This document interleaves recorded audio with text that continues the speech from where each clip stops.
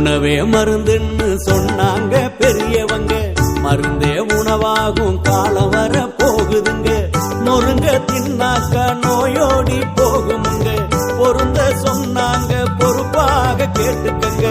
நீயும் நானும் இங்க 100 வருஷம் வாழணும்னா, நோய் நொடி இல்லாத தேகம் கொண்டு ஆளணும்னா, முன்னோர் சொன்னதையும் முறையா கேட்டுக்கணும். முதன்மை தேகம் தலையில போட்டுக்கணும். பாட்டி வைத்தியமும் நாட்டு சமையலும் நாக்க உற வைக்கும் வீட்டு கைமணம். 6 சுவைகளை நானும் சேர்க்கணும், ஆரோக்கியமா வாழ